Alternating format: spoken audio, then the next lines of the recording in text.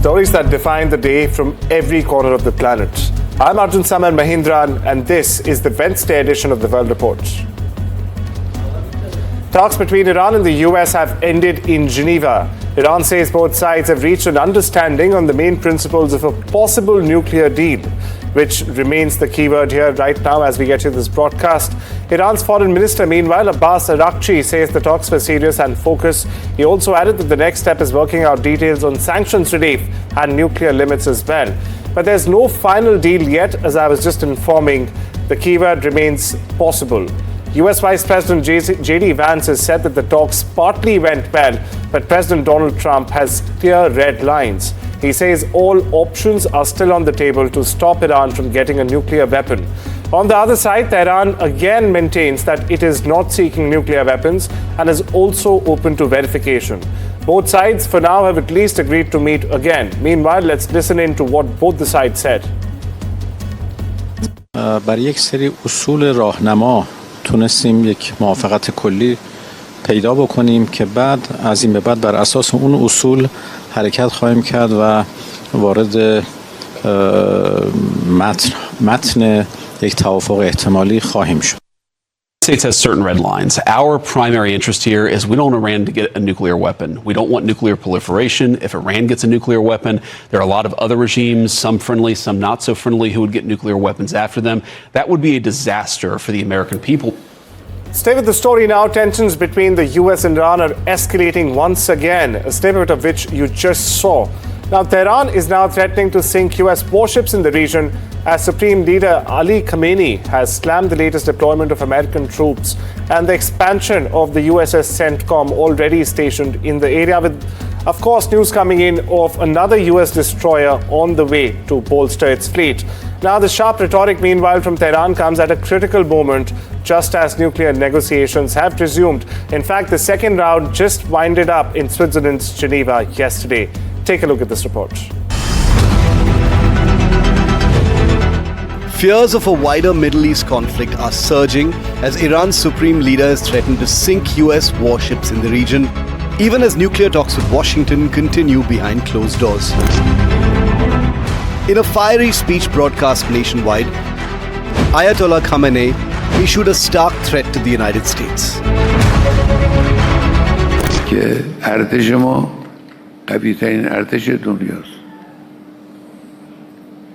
قوی‌ترین ارتش دنیا ممکنه اونچنان گاهی سیلی بخوره که از جا نتوانه بلند شه. Iran appears to back words with force. Tehran's state media has reported live missile launches towards the Strait of Hormuz, one of the world's most critical shipping lanes, carrying nearly 20% of global oil supplies. The launches come amid a newly announced Iranian military exercise unfolding in waters vital to international trade, a direct signal not just to Washington but to the global economy. All this as US and Iranian officials sat down for a second round of nuclear talks in Geneva.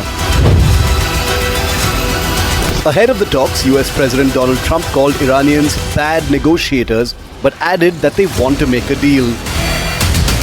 Even as diplomacy continues, the US is ramping up its military presence across the Middle East, a build-up experts warn could turn miscalculation into confrontation.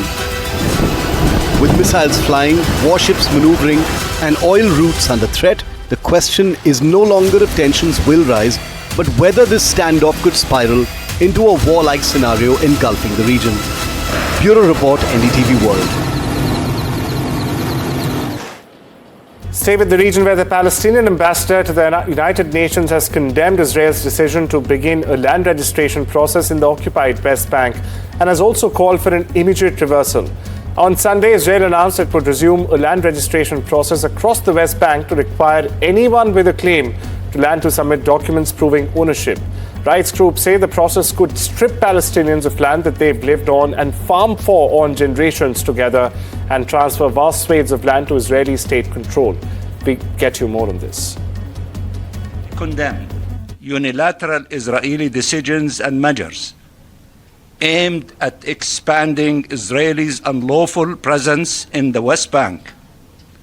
Such decisions are contrary to Israel's obligations under international law and must be immediately reversed.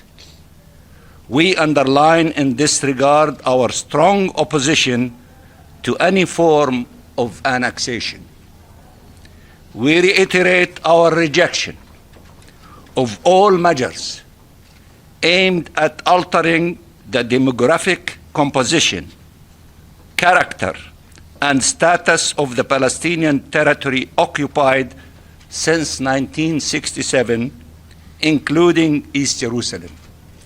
Such measures violate international law, undermine the ongoing efforts for peace and stability in the region, run counter to the comprehensive plan, and jeopardize the prospects of reaching a peace agreement ending the conflict. Stay with the war-torn enclave where Muslim worshippers held their first Tarawih evening prayers at the Great Umari Mosque in Gaza City on Tuesday, marking the beginning of the holy month of Ramadan.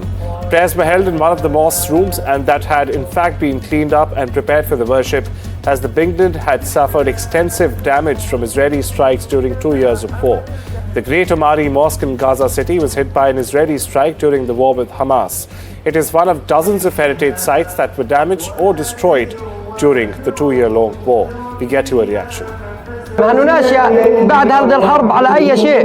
لا عرفنا في الأسواق ولا البضائع ولا دخول بضائع شهر رمضان ولا تمتع بالفلوس، حتى الفلوس القديمة اللي لا تغيرت، ولا بنوك فتحت ولا حدود ولا عبور ولا معابر فتحت زي الناس.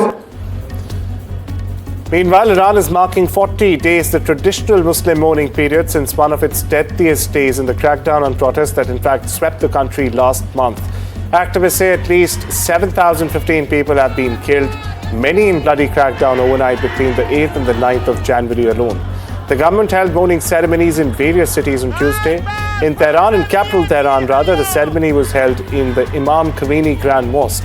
Participants, the majority of the government supporters, chanted "Death to Israel" during this ceremony.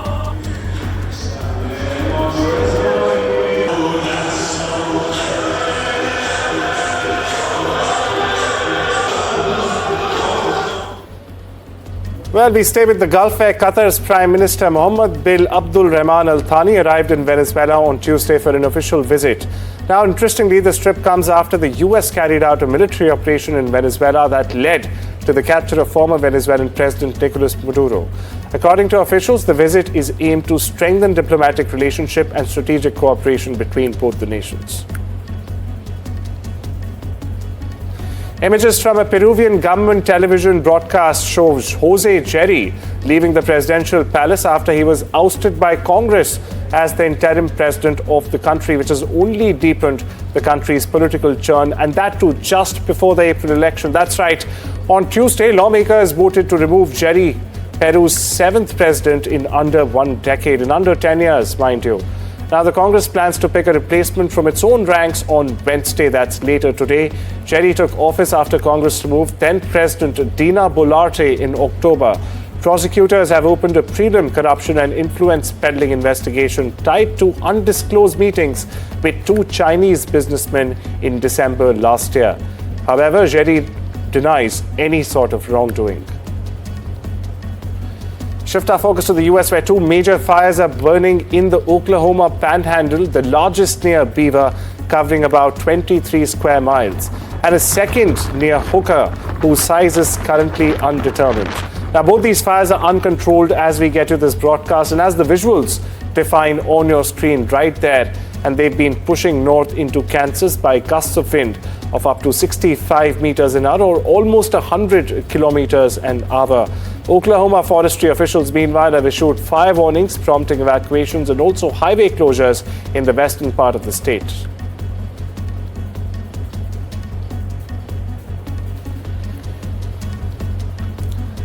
Rescue crews on skis and snowcats battled blizzard conditions in an effort to reach 6 backcountry skiers that's still alive but trapped Tuesday after an avalanche high in the rugged North California mountains that left 10 other skiers missing, by the way. Now, this as the danger of more slides remained high. Nevada Country Sheriff Capital Russell Green said authorities were notified about the avalanche by the ski tour company that took the group to the Castle Peak and by emergency beacons the skiers were carrying.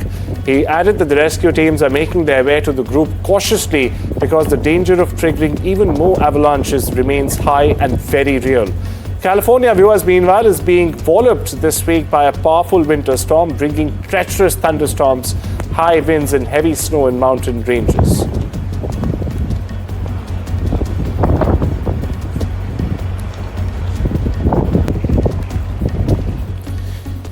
An ungainly barrel of a shark cruising languidly over a seabed for far too deep for the sun's rays to illuminate was an unexpected sight, to say the least. Now, many experts, by the way, had thought sharks just did not exist in the frigid waters of Antarctica. But that was before the sleeper shark lumbered warily and briefly, so to say, into the spotlight of a video camera, researcher Alan Jamieson said this week. Now, the shark, which was filmed in January 2025, that's last year, was a substantial specimen with an estimated length of between 3 and 4 meters, or 10 and 13 feet. The camera, operated by the Minderu UWA Deep Sea Research Center, which investigates life in the deepest parts of the world's oceans, was in fact positioned off the South Shetland Islands, just near the Atlantic Peninsula.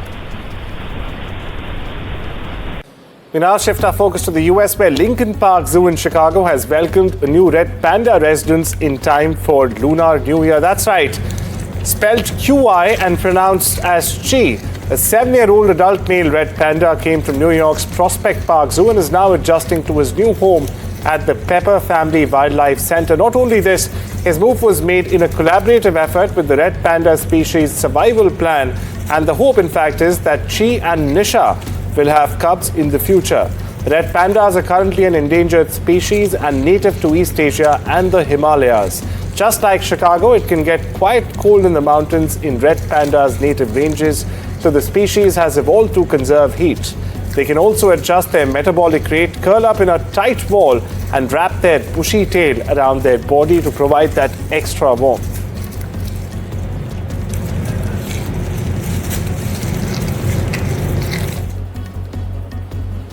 We get to you images of cherry blossom trees in the Kawazu town in the Shizuoka prefecture as blooming season begins.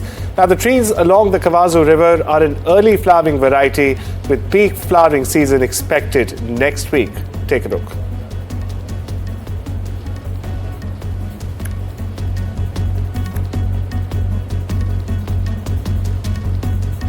Well, with that, it's time we step into a short break. Much more lined up on the other side.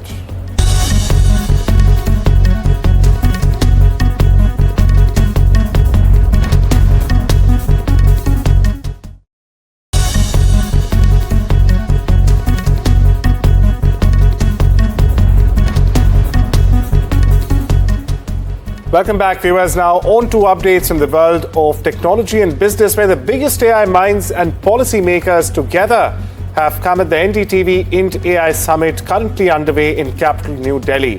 Founder and CEO of Sarvam, Pratyush Kumar, spoke in the first to NDTV's managing editor Shivarur. Pratyush Kumar unveiled Sarvam's AI glasses at the summit and said that the firm's goal is to make artificial intelligence affordable and accessible to all. Listen in. Someone who is known to be extremely keen on technology. Digital India is, of course, very, very important to him. AI is hugely important to him. Tell us a little bit about this interaction. What did he think? What did he say? So we showed him the models we are training. Yeah. These are AI models that do a variety of things. They can take a photograph of a document and get the text out. They can recognize what you're speaking. They can synthesize speech.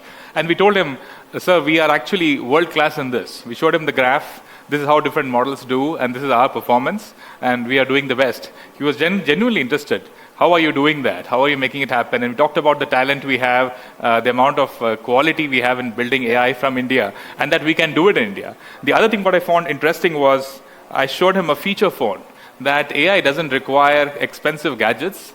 On a feature phone, somebody can actually call up and ask any question to the models that we have built. And he listened to it. He said, does it speak Gujarati? We showed him an example of Gujarati. So it was really energizing. Somebody who really understood the tech and the impact it can have. Every single question that I had was, a deeper question about these glasses. Tell us about it. You've got them on, and they're switched on, by the way. They're working right now. Yeah. No, see, I want to a little bit step back Yeah. and talk about, I think, what the theme should be, which is India can. For a long period of time, we have believed that the technology platforms that we use, whether it's social media, operating systems, whether it is even devices, they're often designed, manufactured outside the country. And I think the key thing that we are looking at right now, even these glasses, they are designed, they are manufactured, and they are fitted with software, all done in India, right? And we are in a new world of software. It's not the usual software that you had before. You're always going to be hitting these large language models in anything that you do. And that will become the core software that runs everything in our day-to-day lives, in productivity, at work, and entertainment. And those models are also models that we are building in-house at Sarvam, right? So I think this is a moment when we're able to show all of that India can coming together in this device. Yeah, I'm going to come to the India can bit in just a moment, because the language models that you're talking about, the local language models that you're talking about, is something that's also very exciting. But as far as the glasses are concerned, and apologies for staying with the glasses so much, because this is something that's very exciting and it's completely Indian. That's the thing about this, right? That's the reason why it's exciting as well. Give us some use cases for this. This is a unique country here that we have, Pratyush. What are some of the use cases that you're envisioning for the Sarvam case? Yeah. See, look. And I understand there's a ring as well. Yeah, People may not have noticed. There's also a smart ring on your finger. I'm trying to do funny things in between whenever I can remember. Yeah. No, so look, India does not work on a desk, right? India works also on the move. And I think the primary objective as technologists we have at this time is that the huge step change that we have seen in technology should reach to people, right? We're living in a shadow where the technology is so much better than it's deployed, and it's our responsibility to make it available to all. And well, those are all the international updates we have for you this Wednesday. Take care and have a wonderful day.